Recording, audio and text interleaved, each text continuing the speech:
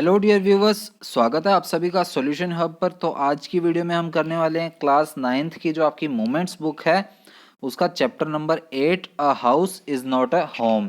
पहले के चैप्टर्स हम कर चुके हैं तो आज हम इसको आगे कंटिन्यू कर रहे हैं। तो उससे पहले मैं आपको बता दूं कि अगर आपको इससे पहले के चैप्टर्स नहीं मिल रहे हैं ढूंढने पर भी चैनल पर जाकर, तो डिस्क्रिप्शन में मैंने इसकी प्लेलिस्ट का लिंक दिया हुआ है। क्लास 9th की जो मोमेंट्स बुक है उसकी प्लेलिस्ट का लिंक दिया है, तो उस लिंक पर क्लिक कर लीजिएगा, आपको ढूंढना ही नहीं पड़ेगा फिर कुछ भी। तो लिंक चेक कर लीजिएगा, सारे चैप्टर्स आपको वहीं मिल जाएंगे। तो चलिए अब पढ़ते हैं इसको। This story reflects the challenges of being a teenager. अब यहाँ पर एक वर्ड आया टीनेजर। टीनेजर आपकी टीनेज जो होती है उसे टीनेजर कहा जाता है, जो कि 13 से लेकर और 19 तक की एज होती है वो टीनेज होती है। 13 जिसमें लास्ट में TWN लग जाता है और 19 लास्ट टीन लगता है, तो ये टीनेज होती है आपकी। और मोस्ट प्रोबेबली आप सभी टीनेज के ही होंगे जो अभी 9th क्लास के स्टूडेंट्स ये वीडियोस देख रहे हैं या ये वीडियो देख रहे हैं जो भी। तो हमें यहाँ पर क्या बताया है कि ये स्टोरी हमें क्या बताती है, reflects A the challenges of being a teenager, यानी कि एक टीनेजर होने के कितने कितने चैलेंजिंग होती है वो लाइफ, उसके बारे में रिफ्लेक्ट करती है सारी story. And the problems of growing up, और उसके साथ साथ ही बड़े होने पर जितनी भी हमारे ऊपर जिम्मेदारियां आने लगती हैं, जो भी प्रॉब्लम्स हमें फेस करनी पड़ती हैं बड़े होते होते, उसके बारे में भी ये स्टोरी रिफ्लेक्ट करती है। How does the author overcome his problems. और ये जो इसका ऑथर है जैन गेडियोसो, वो भी हमें इसमें यही बताता है कि उसने क्या क्या प्रॉब्लम्स फेस की। तो जो इसका ऑथर है वही इसका नरेटर भी है, ध्यान रखिएगा। तो यहाँ पर स्टार्ट होती है story. My first year of high school felt awkward, कि मेरा जो हाई स्कूल में यानी कि 11th या 12th का जो स्कूल था वो क्या था, या फिर कह सकते हैं 6 से भी इन्होंने स्टार्ट किया हो हाई स्कूलिंग। तो हाई स्कूल जो था उसमें जो पहला साल था वो काफ़ी अजीब रहा। After living junior high school high at the head of my class with all the seniority the upper grade levels could afford me, it felt strange starting over as a freshman। अभी ये यहाँ पर बता रहा है कि जो मैंने पहले जूनियर हाई स्कूल छोड़ा, मतलब जहाँ तक पहले मैं पढ़ा हूँ उसमें क्या था, मैं पूरी क्लास में एक हेड था, मैं अपर ग्रेड का स्टूडेंट था। लेकिन अब जो नए नए स्कूल में आया हूँ, मैं हाई स्कूल में आया हूँ, यहाँ पर मुझे एक स्ट्रेंज फीलिंग आती है, अजीब फीलिंग आती है। और एज ए फ्रेशमैन ही ट्रीट किया जाता है। वहाँ पर तो मैं क्लास का हेड था, यहाँ पर मैं एक नॉर्मल स्टूडेंट फ्रेशमैन की तरह ट्रीट किया जाता हूँ। The school was twice as big as my old school and to make matters worse my closest friends were sent to a different high school। अब यहाँ पर बता रहा है कि मेरा जो स्कूल था नए वाला वो पुराने स्कूल से लगभग दुगना बड़ा था। और सबसे बुरी बात क्या हुई है मेरे साथ कि जो जितने भी मेरे करीबी दोस्त थे उन सारों को क्या है अलग अलग स्कूल में डाल दिया गया, मतलब मेरे से अलग स्कूल में डाला गया। आई फेल्ट वेरी आइसोलेटेड, और इसकी वजह से क्या है मुझे काफ़ी अकेलापन महसूस होने लग गया। आइसोलेटेड आपको मीनिंग पता होगा, आइसोलेट कर दिया जाता है। जैसे अभी कोविड सिचुएशन चल रही है तो किसी को भी आइसोलेट किया जाता है, यानी कि उसे सभी से अलग रखा जाता है, अकेला रखा जाता है। तो आइसोलेटेड यानी कि अकेलापन। I missed my all teachers so much that I would go back and visit them. अब मैं अपने पुराने टीचर्स को इतना मिस करता था कि मैं उनसे लगभग मिलने जाता रहता था वापस। They would encourage me to get involve in school activities so that I could meet new people. और वो मुझे यही सांत्वना देते रहते थे, इस बात के लिए एनकरेज करते रहते थे कि तुम रेगुलर नई मतलब नए स्कूल में एक्टिविटीज़ पर ध्यान दो, इन्वॉल्व हो उनमें, तभी तुम नए पीपल से घुल मिल पाओगे, नए लोगों से। They told me that in time I would adjust and probably end up loving my new school more than I had my old one। और उन्होंने मुझे ये भी आश्वासन दिलाया था कि अगर मैं इन एक्टिविटीज़ में प्रोबेबली ध्यान दूंगा, अच्छे से एडजस्ट करूंगा, तो क्या होगा, मैं अपने नए स्कूल में अच्छे से एडजस्ट कर पाऊंगा और पुराने स्कूल से भी ज़्यादा अपने नए स्कूल को प्यार करूंगा। They made me promise that when they that happened I would still come by and visit them from time to time. और उन्होंने मुझसे ये प्रॉमिस भी लिया कि अगर ऐसा हो जाता है तो तुम प्रॉमिस करो कि फिर भी हमसे लगातार समय समय पर आकर मिलते रहोगे। I understand the psychology in what they were saying. अब ऑथर कह रहा है कि ये जो भी बात थी, ये जिन्होंने जो भी टीचर्स ने कहा, मुझे इसके पीछे की साइकोलॉजी सारी अच्छे से समझ आ गई। But I took some comfort in it nonetheless, लेकिन फिर भी मुझे मतलब इससे काफ़ी ज़्यादा हेल्प भी मिली, मतलब कंफर्ट भी मिला ये बातें सुन के। हालांकि मुझे समझ आ गया था कि ये मुझे नए स्कूल में एक्टिविटीज़ पर ध्यान देने के लिए कह रहे हैं, लेकिन इस बात को सुनकर काफ़ी मुझे सांत्वना मिली, कंफर्ट जोन मिला। One Sunday afternoon, not longer after I had started high school, I was sitting at home at our dining room table doing my homework. अब ऑथर बता रहा है कि एक संडे की दोपहर को क्या हुआ, जब नए स्कूल में मुझे ज़्यादा टाइम हुआ नहीं था हाई स्कूल में, तो मैं क्या था, अपने घर पर बैठा था, अपने डाइनिंग रूम के टेबल पर बैठा था और अपना होमवर्क कर रहा था। It was a cold and windy fall day, ये काफ़ी ज़्यादा ठंडा दिन था और हवा भी चल रही थी। And we had a fire going in our fireplace, और हमारी जो चिमनी होती है, जो मतलब हम बात करें अगर, हमारे इंडिया में भी देखा जाता है और कई जगह और भी है, मतलब अदर जो यूरोपियन कंट्रीज़ होती हैं उनमें हर एक घर में फायर प्लेस बना होता है, क्योंकि वहाँ रेगुलर ठंड रहती है। तो एक फायर प्लेस चिमनी टाइप बना रहता है जिससे ऊपर की तरफ धुआं निकलता रहता है और घर में हम आग जला कर रखते हैं। तो ऑथर कह रहा है कि हमारे फायर प्लेस में आग जल रही थी लगभग। As usual my red tabby cat was lying on top of my all my papers. और यहाँ पर टैबी वर्ड यूज हुआ है। टैबी का क्या मीनिंग होता है, जो कैट होती है ना उसमें धारियां सी बनी होती हैं, जैसे टाइगर के बीच में धारियां नहीं बनी होती, उसी तरह से कैट के बीच में जो धारियां बनी होती हैं वो टैबी कैट कहलाती है। तो मेरी जो लाल कलर की टैबी कैट थी वो हमेशा की तरह मेरे पेपर्स के ऊपर बैठी थी, purring loudly and occasionally sweating at my pen for entertainment's sake। और साथ में बता रहा है कि परिंग यानी कि बिल्ली जो जोर जोर से आवाज़ करती है उसे परिंग करना कहते हैं। तो बिल्ली हमारी जोर जोर से आवाज़ कर रही थी, और जैसे कि ओकेजनली वो करती रहती है स्वेटिंग। स्वेटिंग हम कह सकते हैं कि किसी चीज़ को जोर से हिट करना, तो वो मेरे पेन के साथ जैसे रेगुलरली हिट करती रहती थी अपने एंटरटेनमेंट के पर्पज़ से, वैसे ही कर रही थी। She was never far from me, वो मुझसे कभी दूर नहीं रही। I had rescued her when she was a kitten and somehow she knew that I was the one responsible for giving her the good life। एक बार क्या हुआ था, मतलब ये बिल्ली उससे कहाँ मिली थी, जब ये छोटी सी बच्ची थी, एक किटन थी छोटी सी, तब पोइट ने, सॉरी ऑथर ने इसे बचाया था, रेस्क्यू किया था। और तभी से उस बिल्ली को पता लग गया कि यही एक रिस्पॉन्सिबल पर्सन है जिसकी वजह से मेरे को इतनी गुड लाइफ मिली है। My mother kept stoking the fire to keep the house nice and warm. और ये मेरी माँ ही थी जिसने लगातार, my mother kept stoking the fire to keep the house nice and warm. तो पोइट यहाँ पर बता रहा है कि मेरी माँ जो थी उन्होंने क्या किया, लगातार मतलब उसमें कोयला डालती रही ताकि आग जलती रहे और घर जो है वो गर्म रहे। Suddenly I smelled something strange, और अचानक से मैंने कुछ अजीब सी बदबू आई, मुझे स्मेल आई अजीब सी। And then I noticed it, और तभी मैंने ये ध्यान दिया, smoke pouring in through the seams of the ceiling. और तभी पोइट, सॉरी ऑथर को क्या ध्यान गया कि जो हमारी छत है, सीलिंग जो है, उसके जो जोड़ हैं, सीम्स जो हैं, उससे क्या है, धुआं काफ़ी ज़्यादा तेज़ी से बढ़ रहा है, निकल रहा है। The smoke began to fill the room so quickly that we could barely see. और ये धुआं इतना ज़्यादा एकदम से अचानक से बढ़ गया कि हम मुश्किल से ही कुछ देख पा रहे थे। Groping our way to the front door we all ran out into the front yard. अब यहाँ पर वर्ड आया ग्रोपिंग। ग्रोपिंग का क्या मीनिंग होता है, अंदाजा बनाकर चलना, यानी कि अंधेरे में किसी चीज़ को ढूंढ कर चलना। तो ऑथर कह रहा है कि हम अंदाजा बनाकर ही बाहर के गेट तक, फ्रंट डोर तक पहुंचे, और तभी क्या है, हम बाहर आते ही फ्रंट यार्ड की तरफ भागे। By the time we made our way outside the whole roof was engulfed in flames and it was spreading quickly. अब ऑथर कहता है कि जैसे ही हम बाहर पहुंचे थे, हम बाहर का रास्ता हमने बनाया ही था, तभी क्या हुआ, तभी क्या है, आग एकदम से फैलने लगी है। एनगल्फ्ड का एक्चुअल मीनिंग होता है निगलना, पर यहाँ पर फैलने से है। तो क्या कह रहा ऑथर कि हमारा जो घर है वो पूरी तरह से आग की लपटों में आ गया था। And it was spreading quickly, और ये तेजी से फैल रहा था। I ran to the neighbours to call the fire department, और तभी मैं अपने पड़ोसियों के पास गया और उन्होंने कहा कि फायर डिपार्टमेंट को जल्दी से बुलाएं, कॉल करें। While I watched my mother run back into the house, और तभी मैंने क्या देखा कि मेरी माँ जो है वो तेजी से घर के अंदर की तरफ वापस भाग रही हैं। My mother then ran out of the house carrying a small metal box full of important documents. तभी मैंने क्या देखा कि मेरी माँ जो है वो बाहर की तरफ भागी आ रही है और उनके हाथ में एक छोटा सा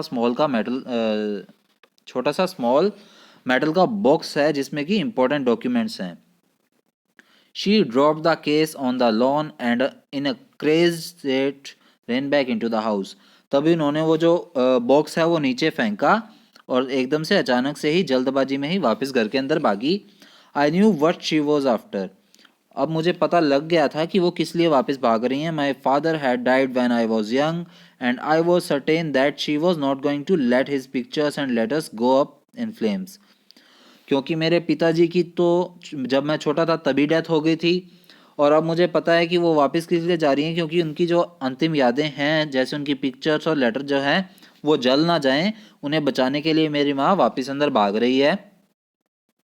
दे were the only things that she had to remember him by. और ये सिर्फ वही चीज़ें हैं जिनसे कि उनको वापस याद किया जा सकता है। Still I screamed at her mom no. लेकिन फिर भी मैं चिल्लाया कि माँ मत जाओ अंदर, नहीं जाओ। I was about to run after her when I felt a large hand hold me back. और जैसे ही मैं अंदर की तरफ उनके पीछे भागने लगा था तभी क्या है, अचानक से एक बड़े सारे हाथ ने मुझे पीछे से पकड़ लिया। It was a fireman. और ये कौन था? एक आग बुझाने वाला, अग्निशमन वाला बंदा था। आई hadn't even notice that the street had already filled with fire trucks.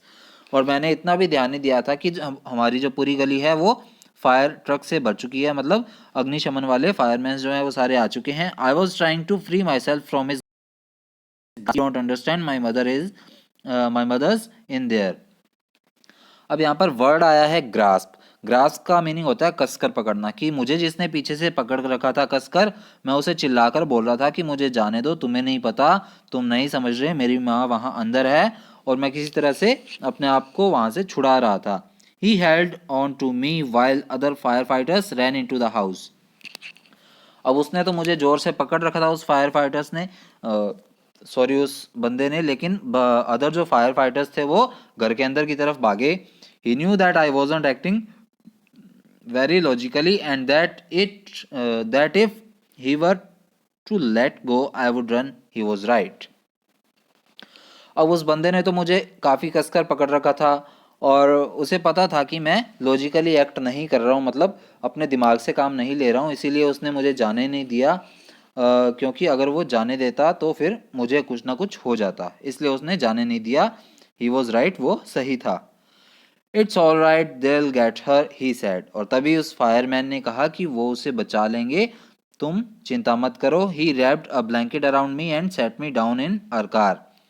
अब उसने क्या किया कि मुझे एक, मतलब उस फायरमैन ने मुझे एक ब्लैंकेट दिया, एक कंबल दिया, मेरे चारों तरफ लपेट दिया और मुझे कार में बिठा दिया। Soon after that a fireman emerged from our house with my mom in tow. अब वो कह रहा है कि जल्दी ही, मतलब जैसे मुझे कार में उठाया उसके कुछ ही समय बाद कुछ फायर वर्कर्स जो थे, फायर फाइटर्स जो थे, वो मेरी माँ को भी बाहर ले आए। He quickly took her over to the truck and put an oxygen mask on her. अब उन्होंने जल्दी से मेरी माँ को ट्रक में लिटाया और उन्हें जल्दी से ऑक्सीजन मास्क लगाया। आई रैन ओवर एंड हग्ड हर। मैं उनकी तरफ जल्दबाजी में भागा और उन्हें कसकर हग कर दी। All those times I ever argued with her and hated her vanished at the thought of losing her. और जितनी भी पुरानी हमारी लड़ाइयाँ थी, जितना भी मैं उनसे गुस्सा करता था, वो सारी मेरे दिमाग से निकल गई, अचानक से गायब होगी। किस लिए गायब होगी? कि कहीं मैं उन्हें खो ना दूँ। वैनिश का मतलब होता है गायब हो जाना। She is going to be okay, वो जल्दी ही ठीक हो जाएंगी, सैड द फायरमैन। ये फायरमैन ने स्टेटमेंट दी। She just inhaled a little smoke. और ये बात भी कही कि उन्होंने थोड़ा सा धुआं जो है उनके नाक में चला गया या गले में चला गया। And then he ran back to fight the fire while my mother and I sat there dazed. और वो फायर फाइटर जो है वो फिर वापस से अपना काम करने लग गया, आग बुझाने में लग गया। और इतने में क्या है, मैं और मेरी माँ जो थे वो डेज्ड, डेज्ड यानी कि कंफ्यूज्ड या फिर कुछ ऐसी अवस्था में आ जाना कि हम कुछ सोच ना पाए नॉर्मली, तो हम डेज्ड बैठे रहे। I remember watching my house burn down and thinking that there was nothing I could do about it. अब वहाँ पर मैं बैठा रहा, देखता रहा अपने घर को जलते हुए, और ये सोचता रहा कि हमारा घर जल रहा है और मैं कुछ भी नहीं कर पा रहा हूँ। 5 hours later the fire was finally out. और 5 घंटे बाद लगभग आज जब आग बुझ गई थी, our house was almost completely burn down. हमारा घर पूरी तरह से जल चुका था लगभग। But then it struck me. लेकिन तभी मुझे एक चीज़ याद आई। I hadn't seen my cat, कि मेरी बिल्ली तो मेरे पास ही नहीं है भाई। वेयर्स माई कैट, मेरी बिल्ली कहाँ है? Much to my horror I realised that she was nowhere to be found. और तभी घबराए हुए मैंने ये ध्यान दिया कि मेरी बिल्ली मुझे कहीं भी नहीं मिल रही है। Then all at once it hit me, और तभी मेरे दिमाग में क्या है, सारी बातें फिर घूमने लगी। क्या क्या बातें घूमी? नया स्कूल, वो जो जलती हुई आग, और फिर अब ये बिल्ली। I broke down in tears and cried, I was suffering loose big time. और तभी क्या है, मैं आंसुओं से भर गया, पूरी तरह रोता रहा और टूट चुका था। मैं अब लॉस से ही गुजर रहा हूँ लगातार, क्योंकि पहले उसने अपने पुराना स्कूल खोया, दोस्त खोए, फिर घर में आग लग गई, और अब बिल्ली भी खो दी उसने। The fireman wouldn't let us go back into the house that night, और उस रात उस फायरमैन ने हमें घर के अंदर वापस नहीं जाने दिया। It was still too dangerous, क्योंकि अभी भी वहां पर खतरा था। डेड और alive I couldn't imagine living without knowing about my cat.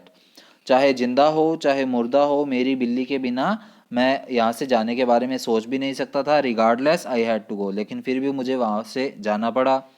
We piled into the car with just the clothes or on our backs and a few of the fireman's blankets and made our way to my grandparents' house to spend the night. और तब क्या हुआ, हमें वहाँ से जाना पड़ा। हमें कार में बिठा दिया गया, कुछ कपड़े हमें दे दिए गए, और उसके अलावा फायरमैन ने जो कंबल दिए थे वो थे। और हम फिर ग्रैंड पेरेंट्स के घर की तरफ, मतलब मेरे दादा दादी के घर की तरफ चल दिए उस रात को बिताने के लिए। The next day Monday I went to school. अगले दिन ही मैं मंडे को स्कूल गया। When the fire broke out I was still wearing the dress I had worn to church that morning but I had no shoes. अब वो पिछले दिन की बात बता रहा है कि पिछले दिन वो चर्च गया था या स्कूल गया था, ये कह सकते हैं, पिछले सुबह। तब जो उसने ड्रेस पहनी हुई थी वो ही अभी तक पहनी हुई है, लेकिन उसने अब वो शूज़ नहीं पहने हुए। कौन से shoes? I had kicked them of when I was doing my homework, क्योंकि घर पे वो डाइनिंग रूम में डाइनिंग टेबल पर बैठकर अपना होमवर्क कर रहा था, तो उसने होमवर्क करने के लिए अपने जूते उतार दिए थे। They became yet another casualty of the fire, और वो भी क्या है, उस दुर्घटना की भेंट चढ़ चुके हैं, अब आग की भेंट चढ़ गए हैं। So I had to borrow some tennis shoes from my aunt, और इसीलिए मुझे अपने आंटी से कुछ टेनिस शूज़ लेने पड़े, उधार लेने पड़े। Why couldn't I just stay home from school. अब वो बच्चा पूछता है अपनी माँ से, यानी कि ये जो ऑथर है ये पूछता है कि मैं घर पर ही क्यों नहीं रह सकता, मैं स्कूल क्यों जाऊँ। My mother wouldn't here of it, लेकिन मेरी माँ ने इसके बारे में नहीं सुना। But I was totally एम्बेस्ड by everything, लेकिन मैं पूरी तरह से घबराया हुआ था इस बारे में। The clothes I was wearing look weird, क्योंकि जो कपड़े मैंने पहने हुए थे वो काफ़ी ज़्यादा अजीब लग रहे थे। उसके अलावा मेरे पास कोई बुक्स नहीं थी, होमवर्क नहीं था, and my back pack was gone, और मेरा बैग भी था वो जा चुका था अब। I had my life in that back pack, मेरी जो ज़िंदगी थी पूरी वो उस बैग में ही थी। The more I tried to fit in the worse it goes, और जितना ही मैं अपने आप को संभालने की या फिट करने की कोशिश कर रहा हूँ उतना ही ये बुरा होता जा रहा है। When I destined to be an outcast and a geek all my life. अब यहाँ पर वर्ड आया है एक आउटकास्ट, और एक आया है जीक। आउटकास्ट का क्या मीनिंग होता है बेटा? देखो, आउटकास्ट का मीनिंग होता है एक ऐसा पर्सन जो कि मतलब आगे ज़्यादा सोसाइटी में एक्सेप्ट नहीं किया जाएगा, यानी कि जिसको लोग एक्सेप्ट नहीं करेंगे। और जीक का मतलब होता है पर्सन विद एन अनयूजुअल और ऑड पर्सनैलिटी, यानी कि अजीब सी वेशभूषा में जो हो। तो अब यहाँ पर क्या कह रहा है, was I destined to be an outcast and a geek all my life, कि क्या मैं पूरी लाइफ ही, पूरी ज़िंदगी ही इस बुरी अवस्था में रहूँगा और पूरी ज़िंदगी ही दुनिया से ठुकराया जाऊँगा। That's what I felt like, it felt like, कि मुझे इस तरह सी कुछ फीलिंग आ रही थी। I didn't want to grow up, अब मैं बड़ा नहीं होना चाहता था, चेंज और have to handle life if it was going to be this way. अब यहाँ पर ऑथर का क्या कह रहा है कि अब मैं बड़ा नहीं होना चाहता था, या फिर चेंज नहीं करना चाहता था, या हैंडल नहीं करना चाहता था अपनी लाइफ को, अगर ये इस तरह से ही चलती रहेगी तो। I just wanted to curl up and die, कि अब मैं ये सारा कुछ समेटना चाहता हूँ और जल्दी से मरना चाहता हूँ, क्योंकि अब उसके पास जीने के ज़्यादा रीजंस नहीं थे। I walked around school like a zombie. अब वो पूरे स्कूल में कैसे चलता था? जोम्बी की तरह। जोम्बी वर्ड होता है, जोम्बी वर्ड का मीनिंग होता है चलती फिरती लाश, यानी कि वो जिंदा तो था लेकिन उसे कोई भी सुध बुध नहीं थी।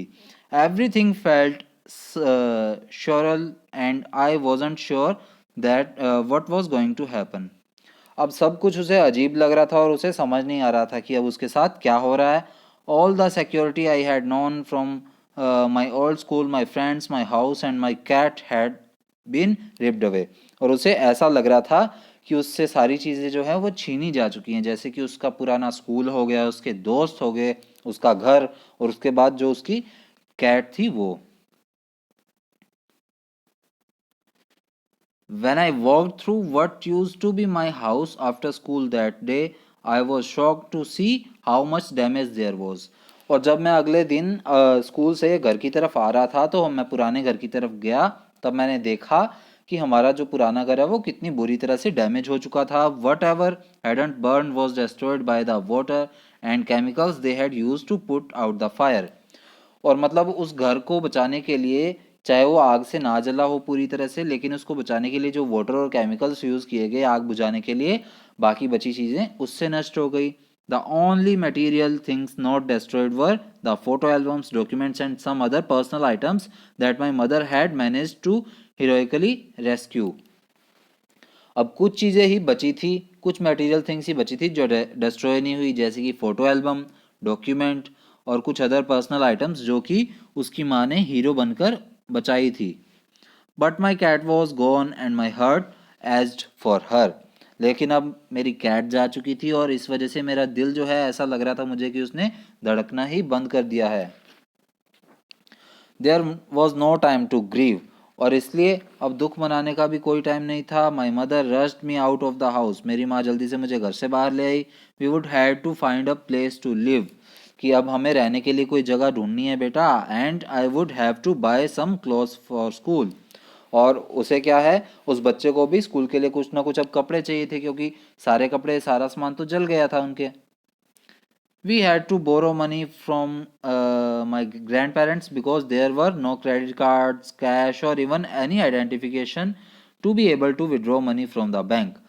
अब हमें क्या है, कुछ पैसे अपने ग्रैंड पेरेंट्स से उधार लेने पड़े थे, क्योंकि ना ही हमारे पास कोई क्रेडिट कार्ड बचा था, ना ही कुछ कैश बचा था, और ना ही कोई आइडेंटिटी बची थी जिससे कि हम बैंक से मनी निकाल पाएँ। यानी कि उनके पास बैंक में पैसा ज़रूर था, लेकिन बैंक से पैसा निकालने के जो सारे सोर्सेज थे, जैसे क्रेडिट कार्ड या फिर उनकी कोई आइडेंटिटी, वो सारा कुछ नष्ट हो गया था। Everything has gone up in smoke, क्योंकि सारा कुछ जो है वो आग में जल गया था। That week, the rubble that used to be our house was being cleared off the lot. और उस हफ्ते क्या हुआ, वो रबल, रबल का क्या मीनिंग होता है, मलबा, कि जो घर जो है वो पहले हमारा घर हुआ करता था, वो क्या है, वो मलबा है, वो वहाँ से हटाया जा रहा था, साफ किया जा रहा था। Even though we had rented an apartment nearby, I would go over to watch them clear away debris, hoping that my cat was somewhere to be found. और अब ऑथर कह रहा है कि हमने नज़दीकी कोई अपार्टमेंट ले लिया था जिसमें हम रहते थे फिर, और लेकिन फिर भी मैं कुछ दिनों बाद ही लगभग जाया करता था वहाँ से मलबा हटाकर देखने के लिए। डेब्रिज का मीनिंग भी मलबा होता है, तो मलबा हटाकर देखने के लिए जाया करता था कि कहीं मेरी कैट मिल जाए मुझे। She was gone, I kept thinking about her as that vulnerable little kitten. अब वो जो मेरी कैट थी वो जा चुकी थी, और यहाँ पर एक वर्ड आया है वल्नरेबल, यानी कि नाजुक या कमज़ोर।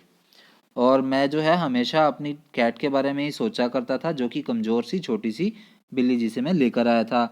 इन the early morning when I would disturb her and get out of bed, she would tag along for me after me, climb up my robe and crawl into my pocket to fall asleep.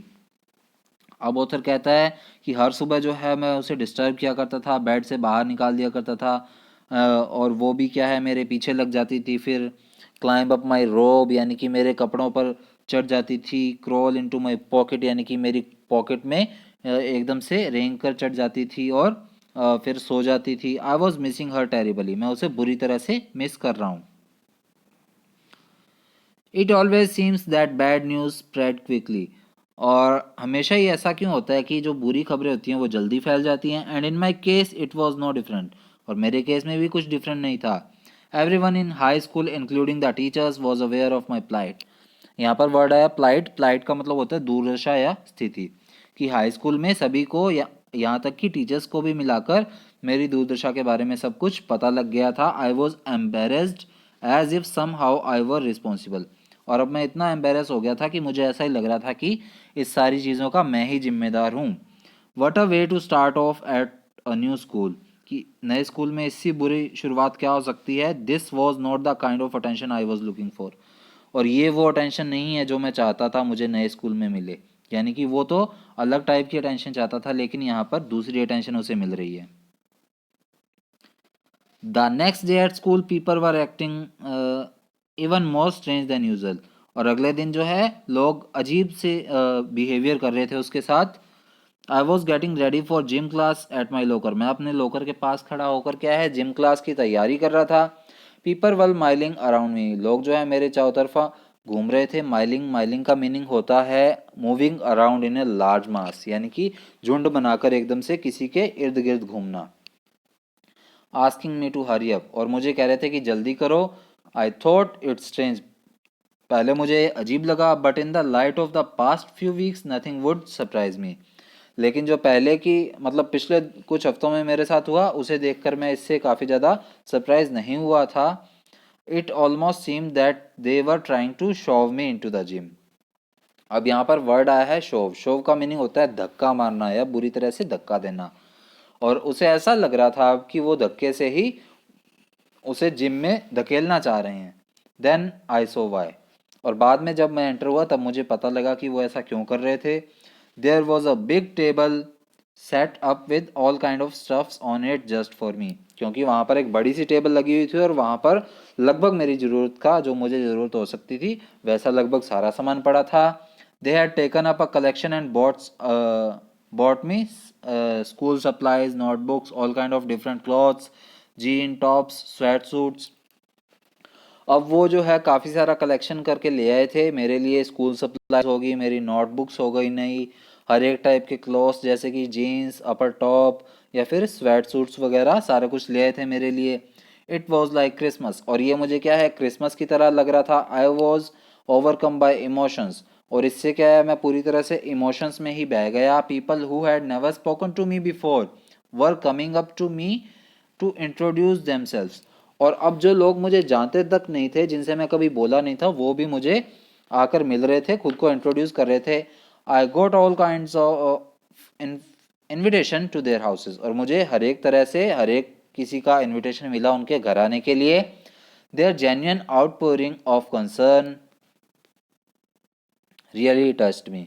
और उनका जो बहुत ही ज़्यादा concern था मेरे लिए, उससे क्या है मैं काफ़ी ज़्यादा प्रभावित हुआ। In that instant I finally breathed a sigh of relief and thought for the first time that things were going to be okay. I made friends that day. अब तब मुझे क्या एहसास हुआ, मैंने फाइनली अच्छे से एक राहत की सांस ली, मुझे एक रिलीफ मिला। और तब पहली बार ऐसा मुझे लगा कि अब जो है थोड़ी जो चीज़ें हैं वो सही होने लग गई हैं। आई मेड फ्रेंड्स दैट डे, और उस दिन क्या है मैंने कुछ नए दोस्त बनाए। A month later I was at my house watching them rebuild it. और एक महीने बाद क्या है लगभग एक महीने बाद क्या हुआ, मैं अपना घर बनते हुए दोबारा देख रहा था। But this time it was different, लेकिन ये पहले से अब अलग था। आई वॉजंट अलोन, मैं अकेला नहीं था। I was with two of my new friends from school, मैं अपने स्कूल के नए दो दोस्तों के साथ था। It took a fire for me to stop focusing on my feelings of insecurity and open up to all the wonderful people around me. लेकिन क्या है अब इससे हमारा कुछ नुकसान हुआ, मतलब कुछ फ़ायदा भी हुआ कुछ नुकसान भी हुआ। क्योंकि आग से पहले तो क्या था, आग लगने से पहले वो अकेलापन महसूस कर रहा था, लेकिन आग लगने के बाद उसे कुछ अटेंशन मिली, तो उस वजह से क्या है कुछ फ़ायदा भी मिला उसे, इनसिक्योरिटी भी हुई लेकिन फ़ायदा भी हुआ कि वो नए लोगों से मिला। Now I was sitting there watching my house being rebuilt when I realize my life was doing the same thing. और अब जब मैं अपने घर को बनते हुए देख रहा था तब मैं ये भी रियलाइज़ कर रहा था कि मेरी जो लाइफ है वो भी दोबारा रीबिल्ट हो रही है, यानी कि वो भी दोबारा शुरू हो रही है। While we sat there on the curb planning my new bedroom, I heard someone walk up to me from behind and say, "Does this belong to you?" और जब हम कर्ब पर बैठे थे, यानी कि एक किनारे पर बैठे थे, कर्ब यानी कि किनारा, तभी क्या है कोई मेरे पीछे से आया और उन्होंने मुझसे पूछा कि क्या ये तुमसे बिलोंग करता है, क्या ये तुम्हारा है। When I turned around to see who it was, I couldn't believe my eyes. और जैसे ही मैंने मुड़कर देखा पीछे की तरफ तो मुझे अपनी आंखों पर विश्वास नहीं हुआ. A woman was standing there holding my cat. क्योंकि वहां पर कौन था? एक वुमेन थी जो मेरी बिल्ली के साथ खड़ी थी. I leapt up and grabbed her out of the woman's arm. अब तब क्या है, मैं एकदम से ही कूदा और अपनी बिल्ली को उनके हाथों से छीन लिया. I held her. अब ये देखिए यहाँ पर ये पिक्चर दिखाई हुई है जिसमें ये जो किटन है ये अपने मतलब रियल मालिक के पास आ गई है. I held her close to me and cried into that beautiful orange fur. और तब क्या है, मैं उसे अपने पास ले आया और अचानक से ही मैंने मतलब एक अच्छे से खुशी से रोने लगा. She purred happily. और वो भी क्या है, एकदम से अचानक से पर करने लगी, यानी कि जैसे बिल्लियां आवाज करती हैं खुशी से वैसे करने लगी. My friends were hugging me. और तभी मेरे दोस्तों ने भी मुझे हग किया. Hugging the cat and jumping around. तब उन्होंने उस बिल्ली को भी हग किया और एकदम से चौतरफा घूमने लग गए, जंप करने लग गए. Apparently my cat had been so freaked by the fire that she ran over a mile away. अब apparently का मीनिंग क्या है? apparently होता है स्पष्ट रूप से, कि तभी क्या हुआ था, स्पष्ट रूप से जब आग लगी थी मेरी बिल्ली जो है काफ़ी डर गई थी, और वो इतना डर गई थी कि वो लगभग 1 मील दूर जाकर भाग गई थी, मतलब 1 मील दूर. Her collar had our phone number on it. अब उस कैट के कॉलर पर हमारा फ़ोन नंबर लिखा हुआ था. But our phones had been destroyed and disconnected. लेकिन हमारे जो फ़ोन नंबर थे वो सारे घर के अंदर ही थे, और इस वजह से क्योंकि घर में आग लग गई तो वो सारे क्या डिस्ट्रॉय हो गए और डिस्कनेक्ट हो गए. This wonderful woman took her in and worked hard to find out whose cat it was. अब इस लेडी ने, इस वुमेन ने काफ़ी ज़्यादा मेहनत की, काफ़ी ज़्यादा इस पर वर्क किया, हार्ड वर्क किया कि पता लगाया जाए कि इस बिल्ली का असली मालिक कौन है. Somehow she knew this cat was loved and sorely missed. क्योंकि उन्हें कहीं ना कहीं पता था कि ये बिल्ली जो है ये काफ़ी मतलब किसी से काफ़ी ज़्यादा प्यार करती है. और यहाँ पर एक वर्ड आया है सोरेली. सोरेली का मीनिंग आता है बहुत ज़्यादा, कि बहुत ज़्यादा किसी को मिस कर रही है. As I sat there with my friends and my cat curled up in my lap, all the overwhelming feelings of loss and tragedy seems to be diminished. और जैसे ही मैं वहाँ पर बैठा अपने दोस्तों के साथ और अपनी बिल्ली को कर्ल अप करके रखा, यानी कि लपेट कर रखा अपनी बाहों में, अपनी गोद में, तब क्या है, ओवरवेलमिंग फीलिंग्स, यानी कि जितने भी ओवरवेलमिंग यानी कि तीव्र भावना, किसी को बहुत ज़्यादा मिस करते हैं तो वो सारी फीलिंग्स जो है वो नष्ट हो गई, गायब हो गई एकदम से. And tragedy seemed to diminish. Diminish का मीनिंग होता है डिक्रीज होना, कम होना.